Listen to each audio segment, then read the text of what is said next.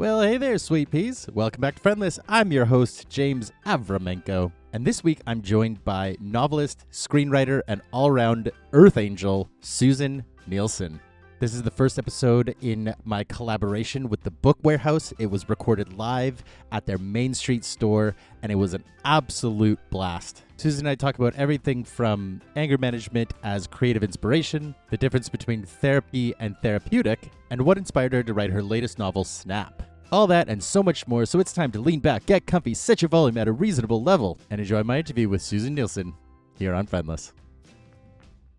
This week on Friendless, I have an incredible guest that I am so excited to interview live at the Book Warehouse. She is the author of Snap, amongst a myriad of other books of all age ranges and topics. The one, the only Susin Nielsen. How are you today?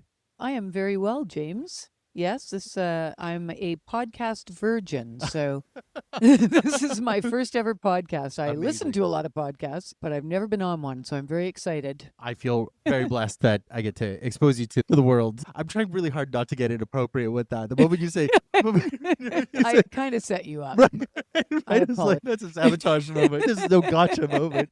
The whole series that we're doing with Book Warehouse is with the intention of trying to get local authors, not just here talking about their books, but also talking about their community. And I think Snap is such an incredible sort of platform for that kind of conversation, because not only does it read as a beautiful exploration of the characters they've created, but also it reads very much like a love letter to Vancouver. And I had just adored it. But before we dive into that further, for any listeners who may not be familiar with your work, I'll open with a question that I ask all my guests in varying levels of aggressiveness. Who the hell are you? I would say that was moderately aggressive. Right. No worse than that.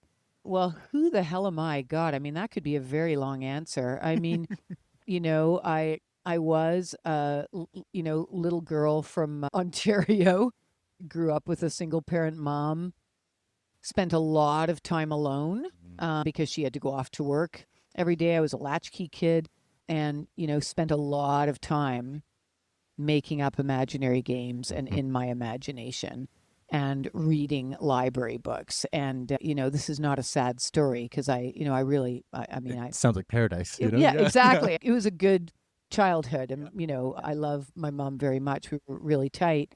But yeah, good Lord, how much detail could I get into? The nice thing is podcasts are literally the platform to yap. So by all means, give us the long version if you want. Yeah. Well, I started writing at quite a young age. My mom kept everything of mine, which wound up being a gold mine after I started publishing my first book, Word Nerd. I actually found all these boxes of my old journals and my old writing. And I found the first diary that I ever kept when I was 11 years old. And the opening paragraph literally reads, "This is the first day I've written in a diary. The reason I am is because I love writing stories. And if I do grow up to later die and they want to get a story of my life, I guess I should keep a diary." You're a forward thinker. I love it. I love it. I had a prof at university who always said, if you want to be remembered, write it down. Doesn't matter what you write, just write something down, and eventually you'll be useful to someone. That's amazing. Right? Yeah. I feel embarrassed that I'm giving you such a super long-winded answer. No, I love the way you frame the idea of, nowadays, for some reason, when somebody hears, "Oh, I spent a lot of time in the library," for some reason, there's this belief that that's a, "Oh, I'm so sorry," right? I don't know what the right word for it is. Well, it's true, and I had to tell you, this isn't a sad story. Well, yeah. I always feel like I need to tell people that it wasn't a sad story. Yeah, and you were flashing me back to when I was a kid and how excited I was to go to the library, and how excited I was to even if it was to take out the exact same book again for weeks on end or whatever it might be, just the paradise of the library and of that almost kind of sanctuary feeling, I don't want to be a doom and gloom type person to be like, oh, and everything's wrong and everything's broken, but I don't know how to refoster that excitement. And maybe it's that you don't in adults. Maybe you don't refoster it in adults. Maybe you just try and get the next generation excited. You just go to the kids again. Do you mean about books in particular, or? I guess both. I think the library as an entity, but also, I think books in general, Yeah, I don't know that I know how to answer that question, Yeah. James. That's a Yeah. tough one. I know. I'm Yeah. spitballing here. Yeah, I mean, I feel like adults are still reading a lot. Whether or not young people are still reading a lot, that's a very good question. Yeah. And I only know things anecdotally, so I wouldn't feel like I could really speak to that Totally. necessarily. So that leads me to Uh, your career has spanned so many different kind of, I guess you could call it readerships, or, reader types, or Mm. however you want to. So you have a wealth of experience, whether you want to admit it or not, or whether you even recognize it or not. You have a wealth of sort of information that not everybody has access to. And I'm curious about, in your time when you were writing predominantly kind of youth or young perspective books, what was the sort of anecdotal reception of reading and of books in young people? Oh, sure. Well, I mean, first of all, I am at a point in my life where I can actually say, yes, I do have a wealth of experience just because I'm, old. So for a long time, I was very firmly in that world of tween and teen, starting with my television career because my first ever gig on a TV show was with Degrassi Junior High. Right. Was this Degrassi Junior High the original, like with Joey Jeremiah and Caitlin? That is how old I am. Okay, Yes, okay. it was the original. It's one of my and favorite shows of all time. So thank you for your work. I really appreciate it. You're very welcome. That show, yeah, I mean, it was absolutely the best iteration of the Degrassi show. And I felt incredibly lucky to be able to be a part of it. Mm-hmm. The first season I did craft services, and I was very terrible at that job, but I really loved working on the show. So between first and second season, I wrote a speculative script. And I very boldly gave it to the head writer, Jan Moore, who wrote most of the episodes. And he read it, and I believe Linda Schuyler read it, the creator of Degrassi. And he told me, we don't think this is very good, but we see a spark in your writing. So we're going to give you a shot at writing an episode. Yeah. And I think I was about 22, which is amazing. I know, looking back, 22 or 23. And I wound up writing 16 episodes of Degrassi Junior High and High. And I wrote books while I was there because they did all these novelizations. So, and one day Linda just said, do you want to write the book about Shane? And I said, okay, because I just never said no to any opportunity like that. So I wrote Shane, Wheels, Snake, and Melanie. And I thought someday I'm going to write an original young adult novel because this is really fun. And then I was in that world for many years, in the TV world, writing for a lot of teen and tween shows. Ready or Not, Madison, Adventures of Shirley Holmes, Braceface, like all these shows. And I finally, in my 40s, sat down and wrote Word Nerd. And then 6 more after that. And so, yes, indeed, I haven't forgotten your original question. Yeah. No, I'm just somebody. I love a roundabout. Yeah. I call it AD detail, and I love it. Marvelous. Yes. I'm big on going off on tangents. And actually, what was super fun was, like, after Word Nerd was published, it was like crickets. I can tell you that, like crickets. And I thought, oh, well, I guess that's just, that's what it's like. I mean, any author you speak to, especially with their first book, I mean, it is kind of crickets. But then it started winding up on a lot of young readers' choice awards lists across Canada. So for the first time ever, I started to be like doing school visits and presenting in front of kids and going to events with a lot of kids. And not just with Word Nerd, but with all of my books. It wound up being remarkably gratifying because some kids are, of course, indifferent when you go into the school, but there were a lot of kids who told me that my books got them back into reading. Yeah. Because they could identify, they could see themselves, or they could see somebody they knew. And there was a lot of humor in the books as well, as even as they were dealing with tougher subjects. And it was really, maybe a little bit of a barfy word, but a little bit heartwarming to see that there are legions of kids out there who and thoroughly enjoy reading. And who still love escaping into those worlds. So yeah. Coming back to the idea, what you just brought up about the idea of, like, kids, when they get kind of sparked with something, it sort of triggers them to then cascade into, and I'm remembering when I was a kid, I was really into Eric Wilson books. He read a chapter of his new book at my school one time. There was a reading challenge to read as many of his as you could. I mean, Eric Walters, do you? No.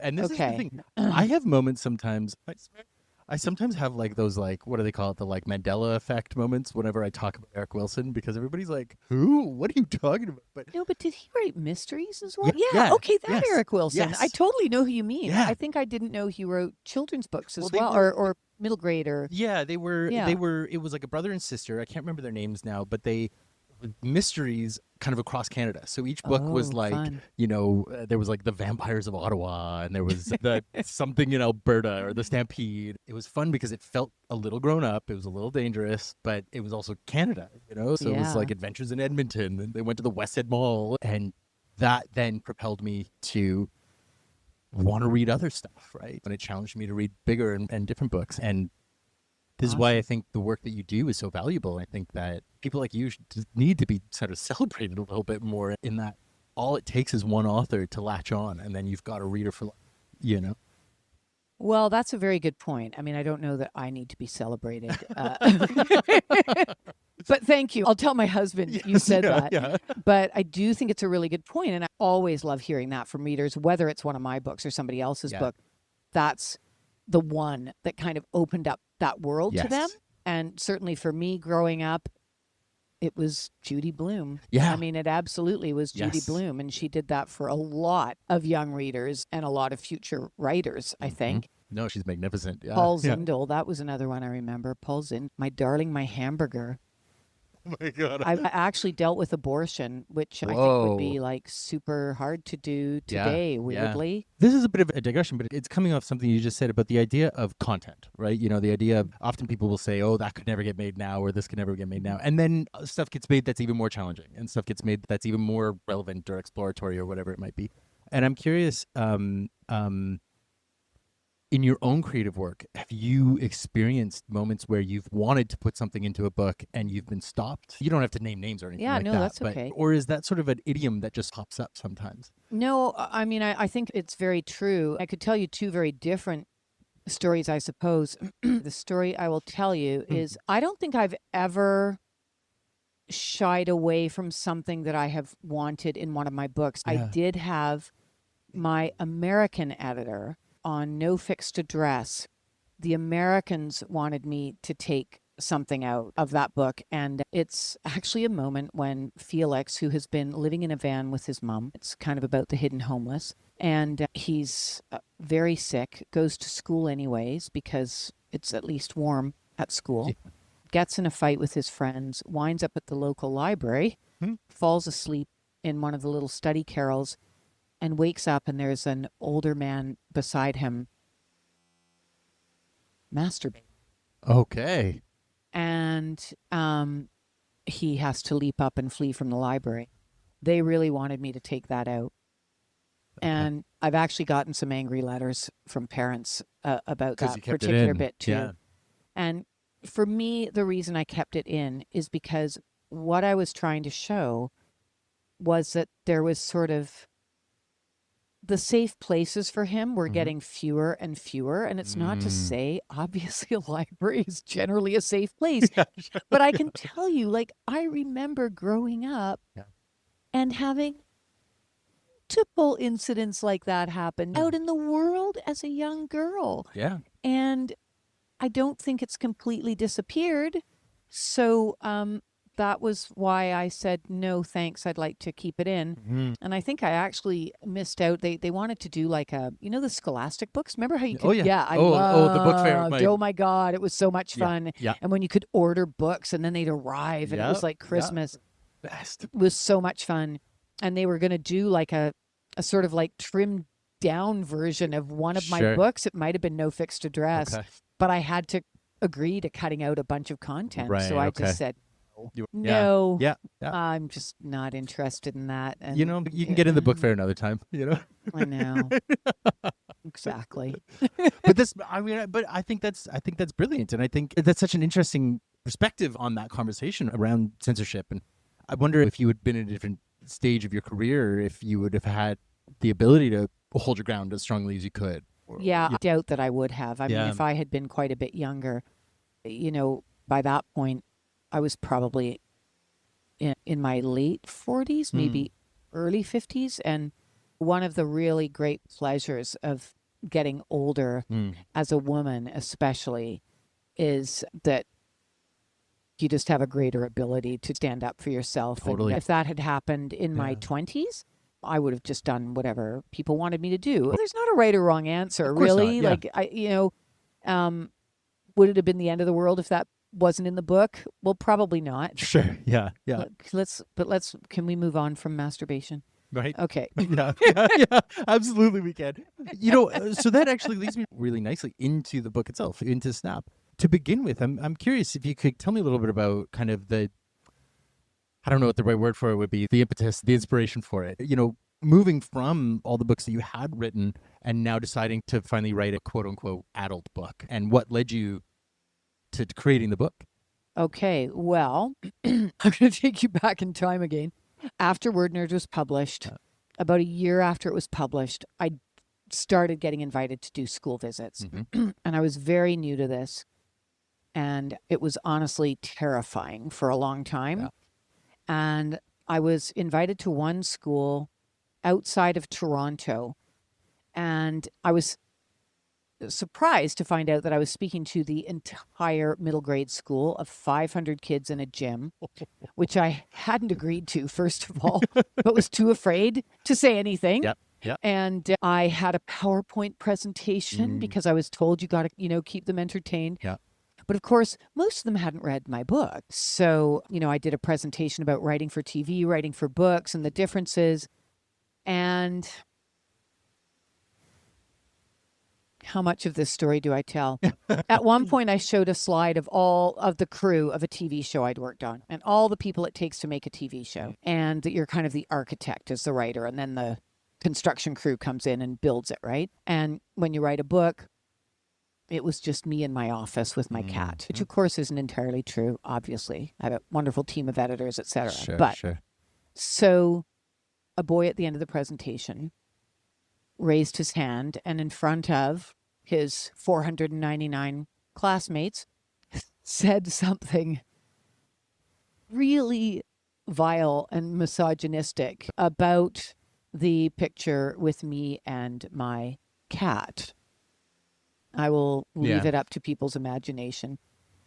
And I was so stunned and humiliated, honestly. I just remember that feeling of humiliation. And I saw a teacher at the end of the aisle go, like this look of horror on her face. I thought, okay, she's going to deal with this kid. And also because these were 12-year-olds. Yeah. It went over a lot of kids' heads. Sure.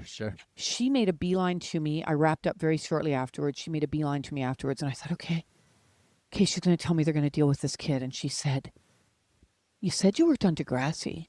Did you meet Drake? Oh, from the teacher. Yeah, from the teacher. And I have to really, really emphasize I'm not proud of this at all. And that also, I've done so many school visits since then. Sure. And they are 99% positive and lovely. But in that moment, I snapped. Yeah. And I said, no, I did not meet Drake. Permission to go speak to that kid. So I wound my way through the gym, caught up with him out in the corridor. Again, not proud of this, but I am fairly certain I grabbed his arm and spun him around. Yeah. And I tore a strip off him. I told him, would you speak to your mother like that? Would you speak to your sister like that? You should never speak to a woman like that. And I saw a teacher watching, and I was shaking. I went back to the auditorium, grabbed my stuff, and as I was walking out of the school, I had two thoughts. One was, I am never going to be invited to do school visits again. Like, my name is going to be blacklisted. Sure. And this is a huge part of how authors make a living, is these school visits. And my second thought was, boy, that would make a really good opening chapter to a book. So flash forward like a long time, like at least 15 years.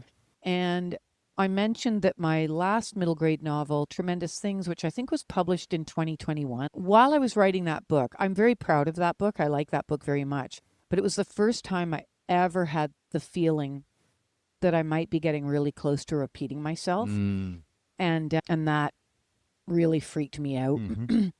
Then my show for global family law, Mm-hmm. we actually got a green light. And Mhm. so for 4 years, I was show running family law, which was super fun, but I was writing for adults. And so during that time, suddenly the voices in my head were no longer kids' voices, they were grown-up voices. And Francis, the protagonist of Snap, who snaps spectacularly at a school visit off the top of the book, really started to talk to me. Mm. And I decided it was time to try something new. And there's similarity in all of my books. They're Sure. always a blend of comedy and drama and pathos and hopefully some really sweet moments.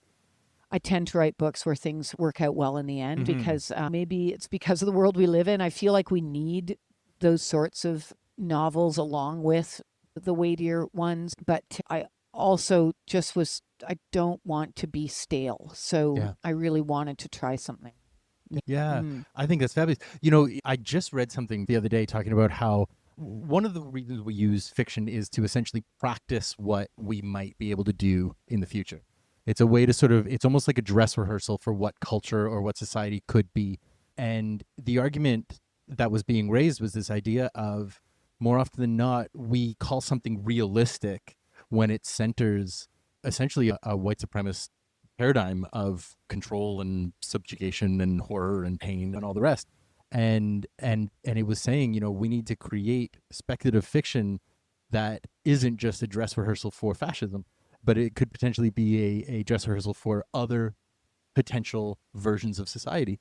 And you actually really tweaked something in as you were saying, that it's one of the reasons I loved the book so much. And what I found so uplifting about it was bad stuff does happen, but at the end of the book, everyone gets not necessarily what they wanted, but what they needed. And more often than not, that's better than what they thought they wanted, And I think that is no less, no qualitatively lower than if it was, and then everybody dies and is miserable and is right, it's like, who cares, because sometimes it works out, we don't have to only have fiction that says, and it never works out and it's always bad and it always gets worse, And so I think it's really powerful to choose a resolution where characters get satisfaction, Yeah. And there's something very comforting in that, but not in a kind of a docile, placating way either. It's just comforting of like, yeah, sometimes it can work out. Yeah. And you say that's sort of an impetus for most of your writing, do you find? Or like, is that intentional, or is that just sort of how it sort of shakes out for you? I think that's a good question. Is it intentional? I think it's just probably who I am as a person. I think I'm more optimistic than pessimistic, although I have my moments for sure.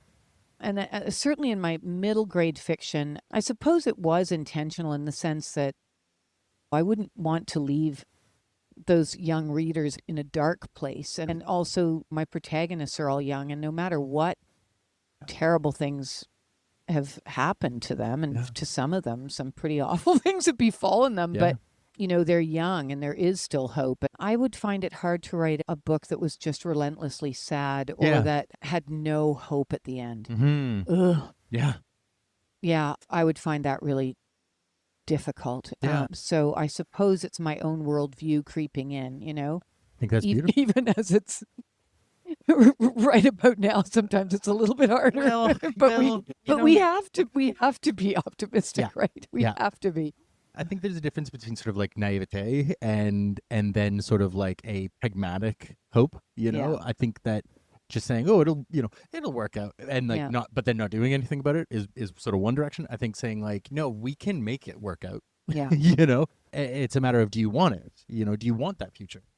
Well, and I also really like what you said about, people writing things as almost a rehearsal. And certainly I know one thing I have done in a number of my books is that before we started recording, I told you that I have the same very judgy inner monologue that Francis has. Yeah. I'm not proud of this. Hey. What I've often done in my books is sometimes taken something that I've been rather judgmental about and or dismissive about or looked at in a bit of a black and white fashion, and kind of unpacked my own judginess. And because of course nothing is ever black and white, right? And so yeah, I just thought that was a really interesting way that you articulated that. The way that the three characters, we've got Francis, who's the not you, but the but has a lot of the author, similarities. we have Parker, who's this young girl who's working on film, and something really terrible happens with the star, and she kind of takes the fall for it, and then we have Garrett, my boo, my guy. What I loved about him was that he has this series of unfortunate events, but the way he is presented as very ingrained people pleasing and how that correlates to anger is what I actually found so fascinating about. We were talking just before we started recording about the idea of your own perspective on things like emotional regulation and anger. How intentional were you around presenting each character's emotional intelligence and their journey through that? Gee, I think you're investing me with way more smarts than I actually have. It could be instinctual too, though. That's so interesting. Do you think I work from... Okay, another tangent. An episode I wrote of Ready or Not, which was a tween show with Amanda and Busy. Do you remember it, yeah. Ready or not, can't wait another day, a little in shock. What would your mother say? Like it's 2 o'clock. I'm just getting home from school. Oh my God. I'm having my own flashback now, I wrote an episode, I think they were at summer camp, and the creator, Elise Rosenberg, came to me and told me she thought my episode was absolutely beautifully written. It was such an exploration of, and she went into this big philosophical explanation of my episode. And when she was done, I just looked at her and I said, really? I thought it was about a girl who was afraid of bugs. Right. So isn't that the magnificence of art, right? Isn't that the beautiful thing? Once you create something, you give it to somebody, and then it kind of becomes theirs, right? And well, they get that's to say, absolutely that's what's in it, very right? true. Different people draw different things from it, but I do think I'm absolutely much more of an instinctual writer than I am coming from a place of intellect. Sure. I mean that sincerely. I probably was less thinking about each of their, emotional regulation ability, how they dealt with emotions, than I was about their backstories and who they each were as people. And I obviously wanted them to be very distinct from each other. So you've got, Garrett, who's he's so guileless. I mean, I just love him. He's the best. And then Parker, I mean, she and Garrett have some similarities in that they both are very optimistic people. And Parker so wants to cling to that optimism and so wants to believe in her vision boards, and that she can just, she can manifest her way out of this shitty situation that this piece of shit actor has, put her into. And then there's, Francis, again, who's a lot more like me, more pragmatic, more pessimistic for sure. Yeah. But I'm drawn to, I think, stories of, many authors do this. This is no wheel reinvention here. Sure. But, the idea of a group of unlikely, very different people forming unlikely friendships. I love toying with that. Anne Patchett, she wrote a wonderful book. This is the story of a happy marriage, book of essays. I think I've got the title right. And she says every author has one story in them that they repeat in different ways. Right. And for her, she says it's the Poseidon adventure, which she saw when she was a young girl. And she said, think about it, a group of completely disparate people thrown together in an unlikely situation. And how are they each going to respond? And then if you go through her novels, they're all just Poseidon Bel adventure. Canto, Patron Saint of Liars, Tom Lake, I think you could even say that about. Like, it's really interesting how you're like, oh yeah, she does have. So I'm not sure what my movie is, but it wasn't the Poseidon adventure because I didn't see that one. Fair. But it must have been something similar. Yeah. It's really interesting. Friendless itself, often I'm exploring these questions of community and how do we foster community and how do we find it and then nurture it. And what was so exciting about the book was that it was this kind of accidental community. You know, like they all just happened there by happenstance and by their own bumbling luck. And then but none of them sat back and waited for it. They found themselves in this situation, and then they put the work that was needed in. And I find them actually to be sometimes reluctantly, but yes, there was definitely resistance, but they still showed up, you know?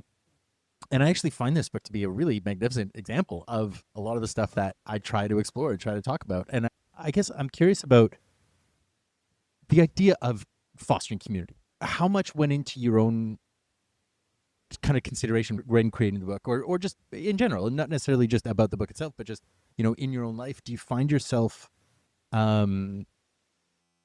focusing on nurturing community sort of at work, you know, or do you try to put work aside and then make your own community outside of that? Or do you find yourself like your characters from Snap, where you're just sort of like, this is who I've been dealt, so we're working with it, you know? Right? You know? If any of my friends listen to this, yeah, you know what? They're who I've been dealt. I'm dealing with it. Boy, that's a great question. I mean, I feel like I've got multiple answers. Like certainly when I was working on family law, for example, and you know, I mean, I was basically the boss lady. I mean, it certainly wasn't just me, and working with like an incredible team of people, and I'm a very, very good delegator. I'm you know, if I can not do something and somebody else can do it, hell yeah. But certainly, you know, in that setting, I think I was aware of absolutely wanting to foster a very warm, inviting atmosphere where people felt a part of the show, where they were respected for the work they did. You know, I had a lead actress in Jewel State who was also just brilliant at doing that. And so, you know, she played a large part in setting the tone. And I feel that I did as well as my director, producer, Andy Makita. So that I feel like we created a work family, and it was a joy to go to work. And I think most people who worked on that show felt that way, which believe me is not always the case in the television industry. Like it's actually shockingly rare, and it shouldn't be, because how lucky are we to be playing make-believe for a living? We are so lucky, and it's amazing to me how many people kind of take it for lose granted. sight of that. Yeah.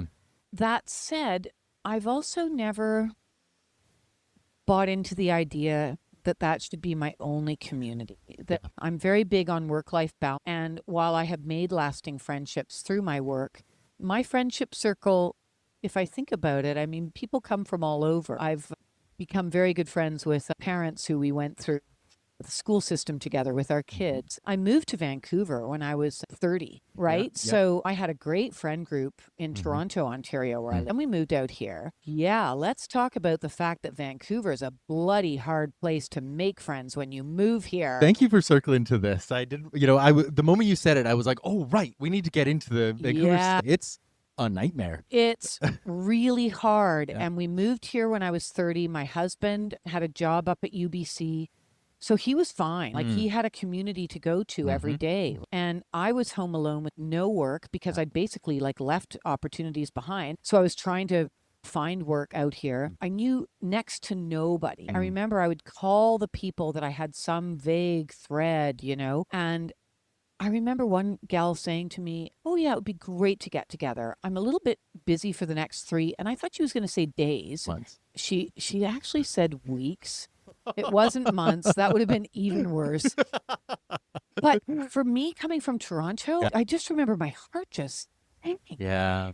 And for all that people were outwardly friendly, like in Toronto, you walk down the street and you have your blinders on, head down, kind of a scowl on your face, you know, but the community of friends, like people, we got together all the time, maybe because the winters were shitty and the summers were humid, and we would just be together all the time. And out here, I found that people were so outwardly cheery and friendly. Yeah, we should get together sometime, but try to pin any of these people down. Good Lord. It's it's such a relief to know that it's like the municipal slogan for decades now of like, hey, we should get together, and then never seeing each other. It's nice to know that that's not a new thing, you know? I guess I've chalked it up to, and you know what? I mean, then I feel like I probably spent a few years being really bad at being immediately warm and welcoming to newcomers too, because I think we're all too busy like skiing and biking and swimming trying to pay your rent. or you know? just Yeah. trying to survive and put food on the table, Yep. especially now. When I moved here, it wasn't that bad.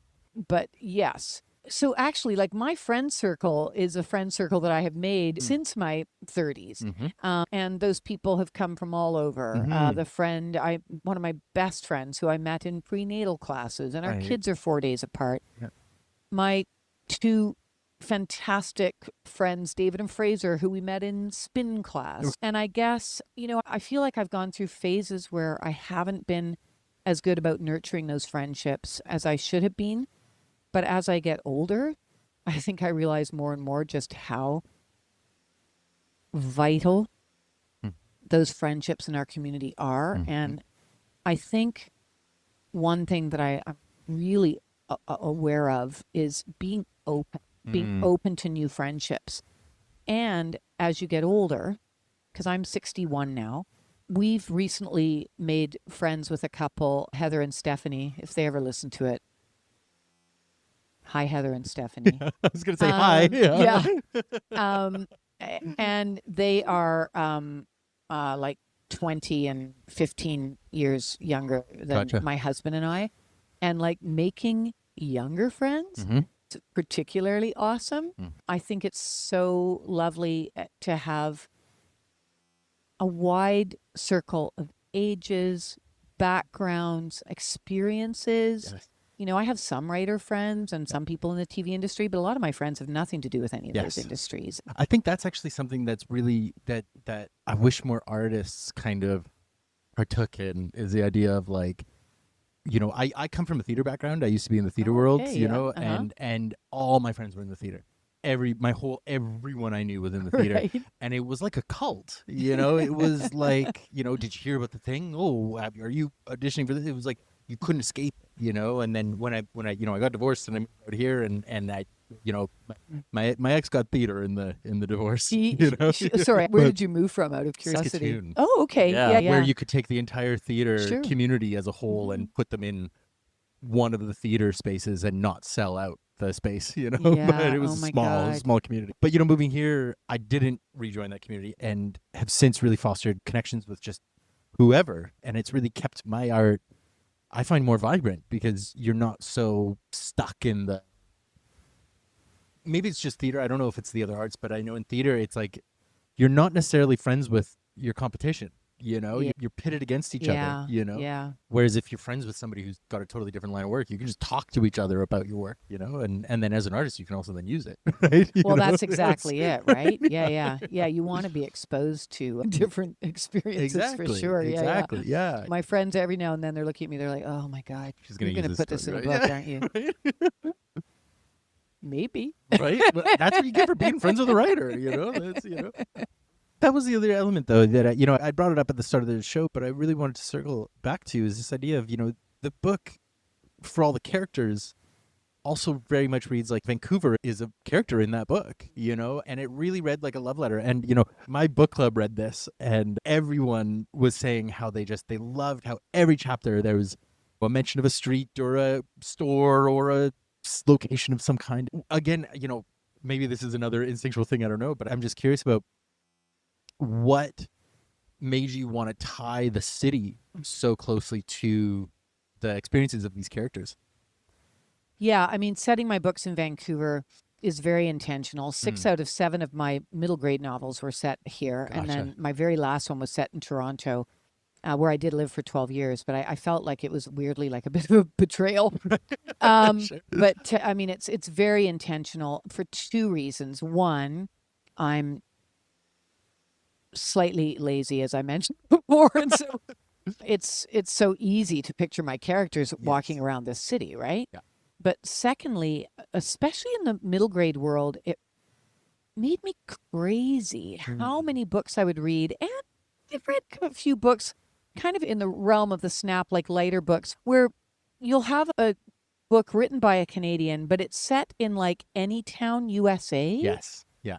And I've understood that. I love to read books, and I don't care if I've ever been to that place before. Sure.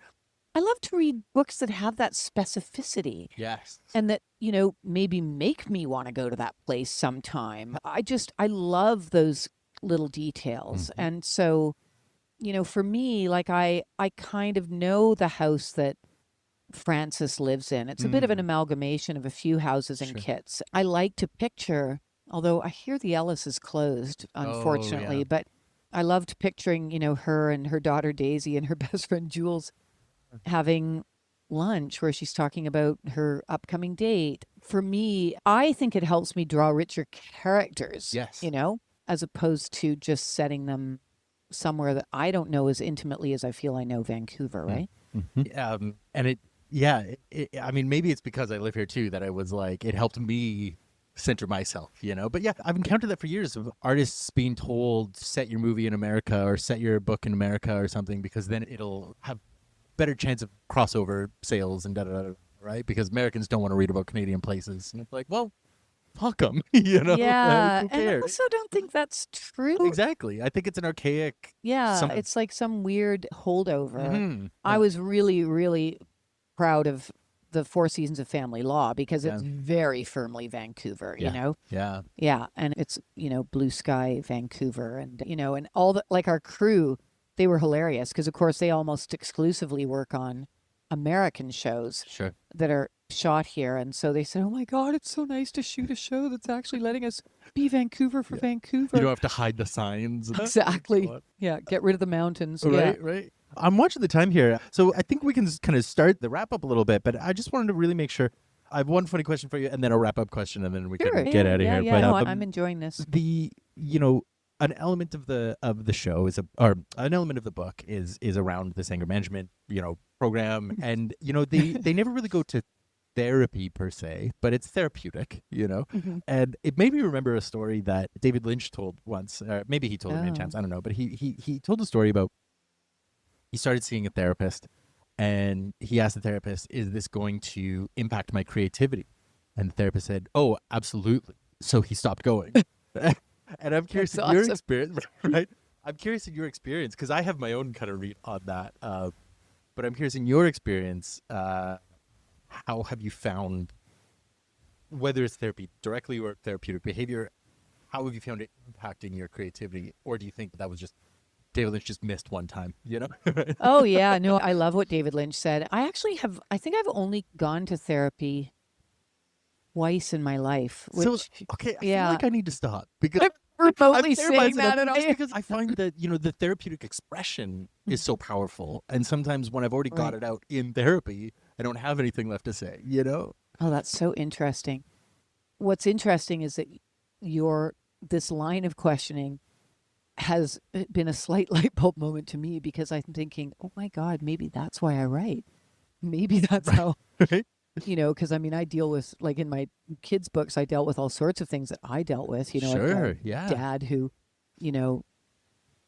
ditched our family just before I was born, didn't meet him till I was a teenager, all these sorts of things, lots of issues. So interesting. Maybe that is why I write, is maybe David Lynch was onto something. Right. This is really interesting. I like that. It's like my version of therapy. And, I've been such a devotee.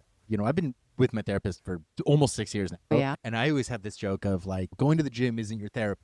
It's therapeutic. Yeah. But therapy is your therapy. Right, right. But then from the other side, it's like, that's me being just as much of a dick. You know what I mean? It's like, if this is more therapeutically powerful for you or useful for you, who am I to get in your way, right? Yeah. And I'm very curious about how people approach that,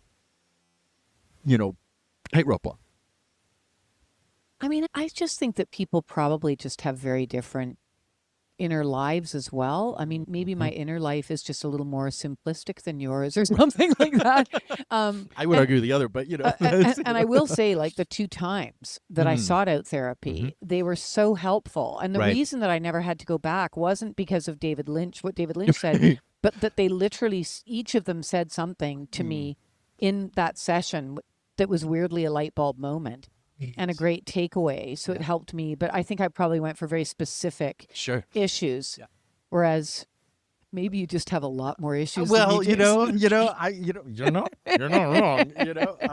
irony is that I was working with him and then we were like, I think we're gonna start winding down. And then I Of course. I was like, actually, Oh, you know, right? yeah, So, yeah. and then now Yeah. my fear of abandonment has kicked in. And so now I'm like, oh, now you can't leave me. Now we have to keep working together forever, right? You know, I but kind of get that. Yeah. it's Or like, weird. I don't know. I'd worry if I somehow gave up my time slot that Yeah. I'd never get it back. Right? He keeps on pushing me to be like, you know, you can just go out and live. You know, you're okay, right? You know, and I'm like, yeah, but I'm gonna miss you. You know, you're my friend. Yeah. You know, he's You're like, my no. friend that I pay Yeah, or right. whatever. Yeah, yeah, yeah. This has just been such a treat. I'm so grateful that you took the time to chat with me, and I'm just, you know, this is a weird thing to say, but I'm very grateful for your book. It was the first book I read this year.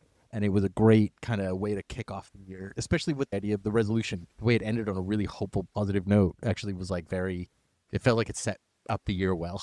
I'm really grateful for that. Well, thank you. Yeah, Yeah. and I do think it's ever so slightly zeitgeisty in that I feel like we're living in a time where a lot of people rage is Yes. simmering beneath the surface. Yeah. And yeah, these people actually, well, I mean, they also exact revenge, but Yeah. but they do also kind of work through some of their issues in perhaps a more positive way. That's the Yeah. hope, right? You know, anger's benign, right? It's how you use it in the right way, you know, right? Before I have one last question for you, but before we wrap up, is there anything you'd like to plug? Anything you'd like the listeners to know about? Where you'd like them to find you? Anything like that? Oh, sure. Well, I'm on Instagram. I think it's just susannielsen.com. You just have to know how to spell my name. And ditto, I have a website. Like if you want me to come do a book club visit or anything like that, you can contact me through my website. Awesome. Actually, season 4 of Family Law is currently airing on Global Hey, Thursday okay. nights at 9:00. Yeah, I think that's all I would plug at the moment. But Okay. thanks a lot. Super fun. I always like to leave my listeners with something actionable that they can do out in the world this week. I'm curious, do you have anything? Yeah, it doesn't have to be big and huge. Do your laundry? No. Well, I was okay. going to say, is there anything you would recommend, you know, that people could try? I always frame it as to try and be a more effective friend either to themselves or to their community. Wow, that's a really lovely question. Okay, possibly a slightly longer answer than give it you to me. want. We don't have to be out of time. I just wanted to, Okay. you know, yeah. Okay, because I'm coming at it from a bit of a side angle here, but after Christmas, my husband and I felt that something was a bit lacking in our lives. And it felt like a bit of like a spiritual component. And so we decided we're not religious, but we decided to go to church. And we went to, there's a United Church, the Canadian Center for Peace. Is it the one like kind of on Granville? It's like at Burrard and 16th. Right, that's what I meant. Yeah. So it's United Memorial. A friend of mine goes there, actually. Okay, Yeah, it's a United Church. Yeah, Yeah. So like, I hope they wouldn't be offended that I would say like religion light, but very, very community focused. Yes. And we actually really loved going there. Like the people were so welcoming. I've been meaning to go actually because my friend goes and they're not very religious and I'm not, but I've been like, I think I need something like this. So it's so funny that you're telling me. I wonder if that was the exact church that I've been like, I need to go to that. That's really funny. I wonder if we met your friend. Maybe. I mean, we met a lot of people there. Maybe. But anyway, very, very welcoming, very, very inclusive. Yeah. And I don't think the word God ever weirdly came up. I remember that the sermon was about finding wisdom in nature, and we got to get up and sing. We even got to clap, which was amazing. So that was really fun. But I guess the actionable thing, I'm not suggesting that people go to church. Find Jesus. I'm really not. That's right, exactly. Hallelujah. And all of you heathens out there are going to hell. But what we started doing, and I should probably also add that we haven't been back yet because Sunday's 10:30. It's tough. Really bad time to have church. I'm Really sorry, bad time. like especially in Vancouver because we are active people, so we tend to be cross country skiing or cycling or running or doing something like that when church is on. But what we started doing, they also have a meditation group, and so we've been trying to meditate. Gotcha. Started at 5 minutes a day. I think I'm up to 7. Beautiful. It's not a lot. So that's maybe all you need. An actionable thing I would say, because I do find weirdly having stuck to it now for all of about 2 weeks, which is not very long. So believe me, need to say I'm not talking like an expert, but as you're saying, it's like an actionable thing. I really notice how if I take that time and just, think about the words, gratitude, love, peace.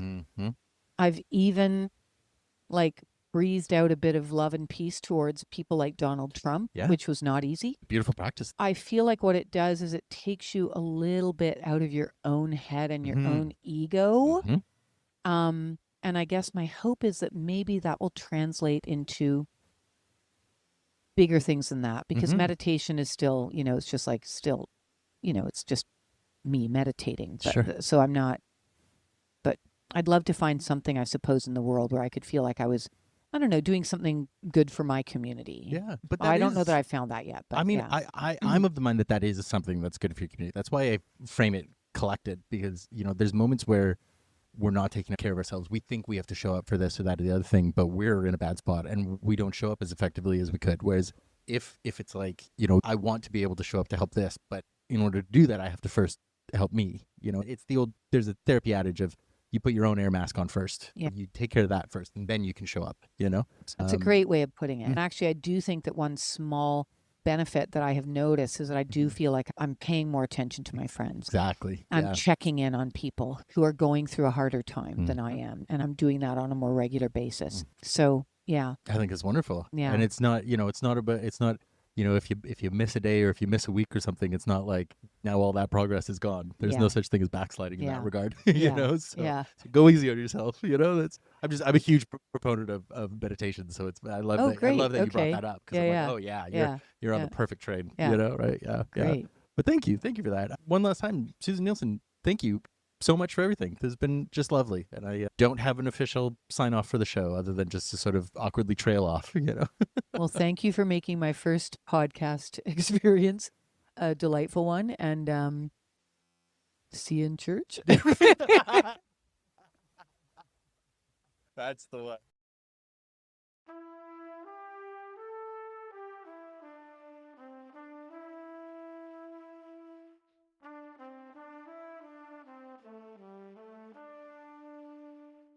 And that's it.